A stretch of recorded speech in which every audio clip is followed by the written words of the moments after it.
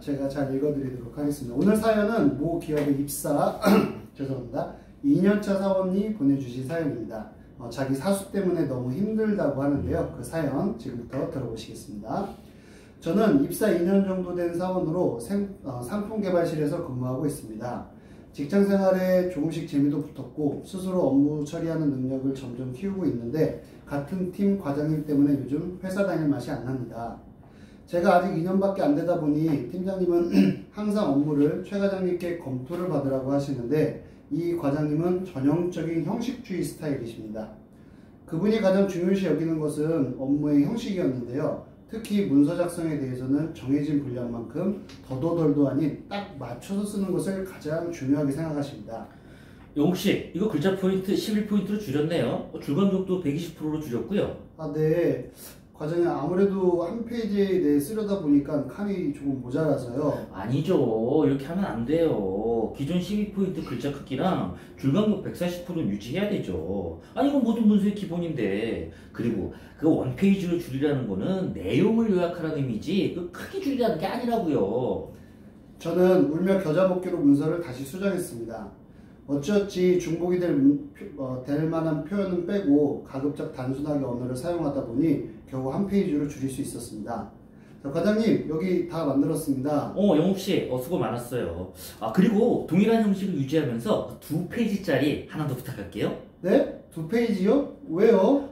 그 팀장님은 1페이지짜리 좋아하시는데 본부장님도 2페이지를 좋아하세요. 그래서 기존 내용을 다시 한번 보면서 이번에는 2페이지로 한번 만들어 봐요.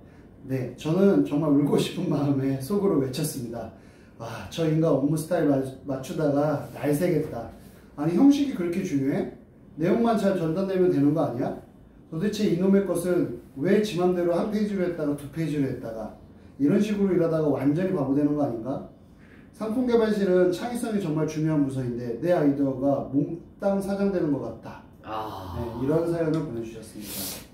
또 이게 처음 회사를 들어가게 되면 네. 회사의 뭐 형식이나 룰에 이렇게 또 맞추는데 사실은 또 이렇게 신입사원이나 이제 이런 분들은 이해를 못하는 경우들이 많죠. 그래서 이걸 왜 이렇게 맞추냐 굳이 네. 그런 부분들인데 우리 김 소장님 어떻게 좀 이런 경험이 좀 있으십니까?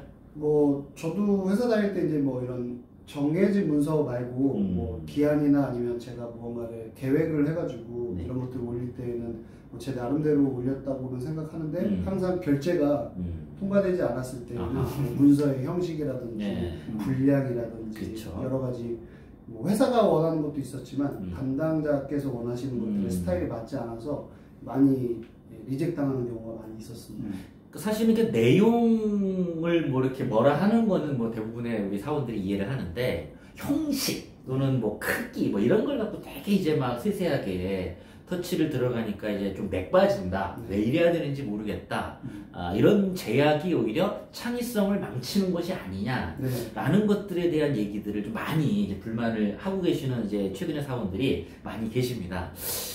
이거 관련해서 이제 제가 이제 하나 좀 논문을 하나 좀 소개시켜 드리려고 해요. 네. 창의성 관련해서 이제 굉장히 좀 많은 연구를 하셨던 그 모레이와 다 두 분이 5살에서 11살 된 아동들을 대상으로 실험을 진행을 합니다. 이제 실험이 뭐였냐면 20개 정도의 도구가 있어요. 네. 창의적 놀이도구를 만드는 실험인데 그 도구를 막 이렇게 준비해 놓고 이제 그 아이들을 막 모아요. 모은 다음에 이제 창의성 도구를 이제 만들 거야. 디자인을 할 거야. 이렇게 얘기를 하는데 2개의 집단으로 나눕니다. A와 집단과 B 집단으로 나눠서 A 집단한테 이렇게 얘기하는 거예요. 얘들아, 여기 창의성 놀이도구가 있는데 이 중에 니들이 원하는 거 5개씩 골라볼래? 네.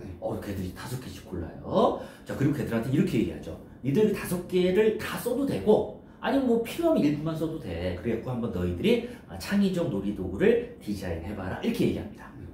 또 반면에 이제 나머지 B들이 있잖아요. 네. B 집단한테 이렇게 얘기하는 거예요. 얘들한테는 이렇게 얘기합니다. 야, 얘들아, 줄 서. 지금부터 아저씨가 5개씩 도구를 줄 테니까 쓸데없는 소리 하지 말고 받아. 이럽니다. 그냥 5개씩 주는 거예요. 애들 그냥 아무 생각 없이 5개를 받죠. 자, 그러고 나서 이렇게 얘기합니다. 야, 니네 이제부터 말이야, 창의적 놀이도구를 만들 건데, 그 5개 도구 있잖아. 그거 다 써야 된다. 하나도 빼먹으면 안 된다. 라고 얘기합니다. 네. 그래서 이제 그 두 집단이 이제 나름대로 이제 창의적 놀이도구를 만들어요. 네. 만들고 나가지고 되게 전문가들을 모아놓고, 아시겠지만 창의성은 항상 두 가지 정도로 이제 평가를 받죠. 그것이 얼마나 참신했느냐. 네. 두 번째는 얼마나 적절했느냐라는 걸로 평가를 받는데, 자, 우리 어떻게 해서 김 소장님, 어느 집단 A, B 중에 어느 집단이 훨씬 좀 높은 점수를 받았을까요? 근데 제 개인적으로 생각할 때는 네. A 집단이 A 집단. 자기가 원하는 걸 골랐으니까 그렇죠. 더 창의적이지 않았을까. 예, 많은 사람들이 그렇게 생각을 하죠. 저도 이제 그렇게 생각을 했는데 놀랍게도 B 집단이 네. 훨씬 더 창의성에 대해서 높은 평가를 받더라는 겁니다. 희한하죠. 우리가 보통 뭔가를 제약을 하고 한계를 주면 뭔가 좀 창의성을 억누르는 것이고 네. 자유롭게 뭐 해보고 자유롭게 뭐 시도해봐라 라고 하면은 되게 좀 멋있게 창의성이 있을 것 같았는데, 놀랍게도 자유롭게 시도했던 친구들의 결과물은 되게 현재 나와 있는 그 기존 물품과 비슷한 것들을 만든 반면에 무조건 5개를 주어지고 무조건 그것을 다 써야 했던 아이들의 디자인은 굉장히 좀 새롭고 이런 아이디어들에 대한 결과물이 많이 나왔다라고 얘기를 하더라고요. 이제 왜 그런 결과물이 벌어졌을까라는 측면에 대해서 이제 로널드 핑케라는 분이 이제 이런 얘기를 합니다. 제한된 영역 원리다, 이런 얘기를 하면서 이런 거죠. 그러니까 사실은 우리가 어떤 일을 할 때 뭔가 이제 그 고려해야 될 변수들이 많잖아요. 네, 맞아요. 그러니까 사실은 뭐 우리가 놀이도구를 만들라고 했을 때 이것도 고려해야 되고 저것도 고려해야 되고 여러 가지 고려해야 될 게 많은데, 제약을 일정 정도를 하게 되면 사실은 고려해야 될 변수가 사라지는 거예요. 그렇죠. 그리고 나는 나머지 변수에 대해서만 노력하면 되는 거죠.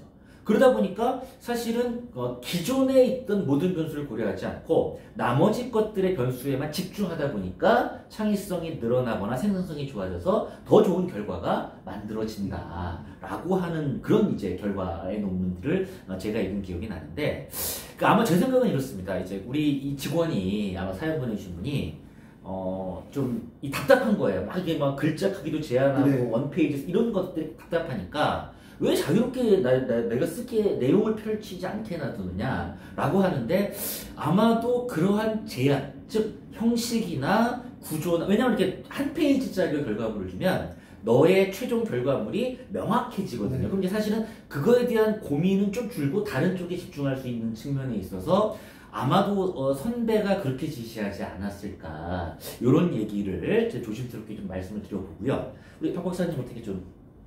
그런데 만약에 네. 그 형식을 제한하는 것이 창의성을 높여준다고 가정하면 예. 민간 기업이 있고 공공기관이 있잖아요. 저는 이제 두 기업을 다 경험을 해봤는데 네. 공공은 상당히 형식주의예요. 네. 형식은 굉장히 중요한 시험입니다. 네.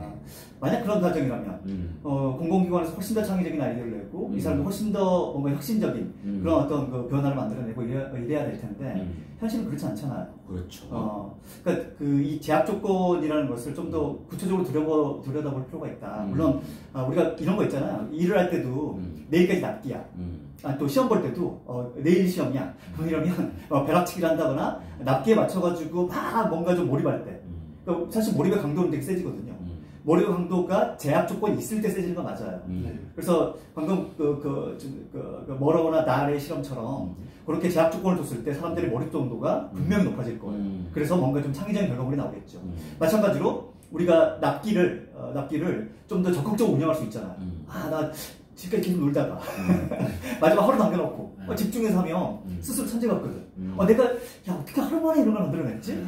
스스로에 대해서 되게 자긍심이 많이 느껴져요. 이런 경험이 누구나 있어요. 하지만 창의성을 연구하는 분들은 이런 얘기를 해요. 내가 갖고 있는 동기가 있잖아요. 그 동기가 내일까지 납기를 맞추는 동기인 건지 아니면 나의 창의성을 높이는 뭔가 내재적 동기인 건지, 이 동기가 다르다는 거예요. 그러니까 실제로 어떤 사람들, 뭔가 좀 목표 지향적인 사람들, 내일까지 반드시 뭔가를 해야 되겠다, 이런 목표 지향적인 사람들은 납기를 좀 더 적극적으로 운영했을 때, 그럴 때 실제로 몰입 정도도 좋아지고 창의성도 높아지고 생산성도 높아져요. 그런데 만약에 목표 지향성이 좀 떨어진다라고 한다면 제약 조건을 활용한다고 해서 그렇게 드라마틱하게 뭔가가 좀 좋아지지 않는다라는 사실 하나 좀 기억해야 될 것 같고, 두 번째는 얘가 되게 단기적인 효과가 있어요. 무슨 얘기냐면 이번에도 납기를 통해서 뭔가 좀 효과를 봤잖아요. 다음번에 똑같이 하면 더 좋은 아이디어가 또 나오느냐? 그렇지는 않는다는 거예요. 그래서 이건 되게 일시적으로, 단기적으로는 뭔가 좀 제약 조건을 활용하는 것이 효과적이지만 이걸 뭐 매번 할 때마다 항상 제약 조건을 두고 항상 똑같이 이렇게 한다고 해서 내가 갖고 있는 창의성에 뭔가 좀 역량 자체가 더 개발되거나 이럴 여지는 없다. 하지만 내가 갖고 있는 창의성의 그 역량 내에서는 몰입의 강도가 세지기 때문에 더 좋은 결과를 낼 수는 있다. 단기적으로. 단기적으로. 예, 따라서 장기적인 방식으로 좀 이 문제를 좀 보게 되면은 이 회사의 그 아까 그 사수였던 네. 과장님, 이 과장님은 단기적으로는 그 얘기 맞아요. 지금 한 페이지도 만들어보고 두 페이지도 만들어보고 이 과정을 통해서 뭔가 좀 다른 아이디어를 낼 가능성은 분명히 좀 있을 거예요. 하지만 매번 이런 방식이다. 그러면 이건 좀 바람직하지 않을 것 같아요. 따라서 제 생각엔 그 원 페이지든 투 페이지든 또 아까 말씀하신 그 문서의 형식 있잖아요. 뭐 자간이든 장평이든 이런 형식들. 이런 형식들은 그냥 디폴트로 그냥 두고 다른 방식의 뭐 제약 조건이라든가 그러니까 문서 말고 또 다른 어떤 방식의 또 다른 조건들, 또 다른 환경들 이런 쪽에서 좀 창의성을 조정할 수 있는 그런 걸 서로 좀 찾아야 되지 않을까. 사수도 마찬가지고. 네, 좋은 말씀이신 것 같고요. 사실은 제가 예전에 이제 그 회장 비서실에서 네. 일하시는 분들하고 이제 얘기를 좀 해본 적이 있는데, 비서실에 이제 트레이닝 방식이 있다 그래요. 그래서 이제 이를테면 이제 비서실은 이제 전체 계열사에 있는 모든 이제 문서들이 올라오고 그것들을 이제 회장님께 보고하고 설명하고 정리하고 이제 방향을 결정하는 아주 굉장히 중요한 역할을 하는데, 처음 비서실에 이제 가면 친구들이 훈련을 받는 게 이거라 그러더라고요. 그러니까 굉장히 이제 기획사에서 뭐 계열사에서는 막 20페이지짜리 기획서가 올라온단 말이에요. 근데 이거를 한 장짜리도 만들어보고 두 장짜리도 만들어보고 세 장짜리도 만들어보고. 왜냐면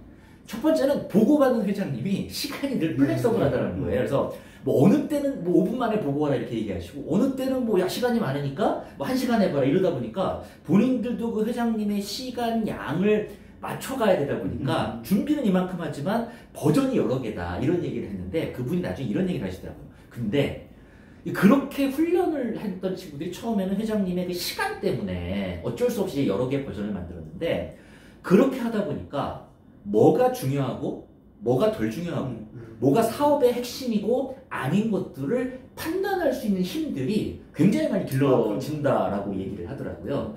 그래서 제 생각에는 이런 좀 이 형식, 특히 페이지, 그 양의 형식을 좀 조절하는 것들은 그래도 좀 어쨌든 의미는 분명히 있다. 네, 그런 부분에 대한 말씀을 추가적으로 드리면서 자, 정리를 좀 해보도록 하겠습니다.